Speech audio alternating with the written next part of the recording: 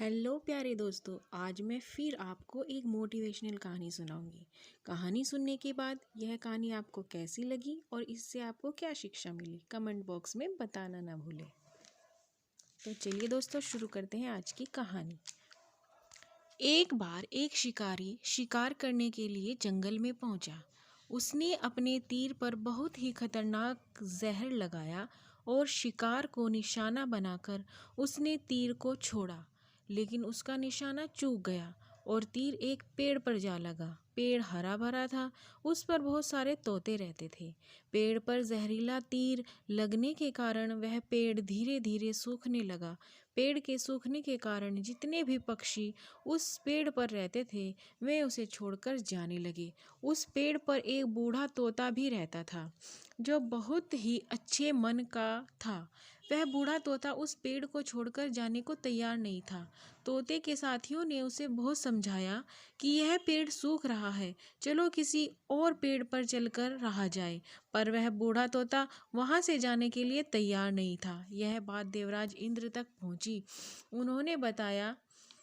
उन्हें बताया गया कि ये एक तोता है, वह जिस पेड़ पर रहता है वह पेड़ जहरीला तीर लगने के कारण सूख कर गिरने वाला है, पर एक बूढ़ा तोता अभी भी वहीं रहता है।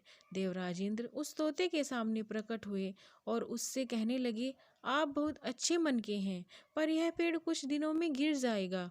इस जंगल में बहुत सारे हरे भरे पेड़ हैं, उन पर फल भी लगे हैं, आप उन फलों को तोड़कर खा सकते हैं और अपना जीवन अच्छे से निर्वाह कर सकते हैं। आप यहाँ से चले जाइए। बूढ़ा तोता बोला, माफ़ कीजिए इंद्रदेव, इस पेड़ ने मुझे जीवन दिया है, शिकारियों से मेरी रक्षा की है। ये कोटर मेरा घर है, यहाँ मैं पला बड़ा हूँ। इस पेड़ को छोड़कर मैं कहीं नहीं जा सकता। आज इस पेड़ पर संकट आया है, तो क्या इस संकट के समय में इस पेड़ को छोड़ दूं? तोते की इस बात से देवराज इंद्र प्रसन्न हो गए और बोले, मैं आपकी बात सुनकर बहुत प्रसन्न हूँ। बताओ क्या मांगना चाहते हो?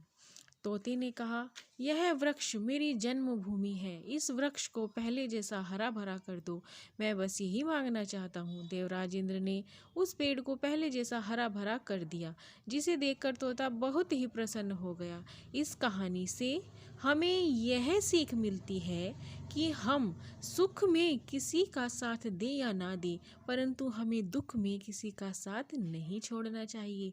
तो दोस्तों, यह कहानी आपको कैसी लगी, कमेंट बॉक्स में ज़रूर बताइए। ऐसी ही और मोटिवेशनल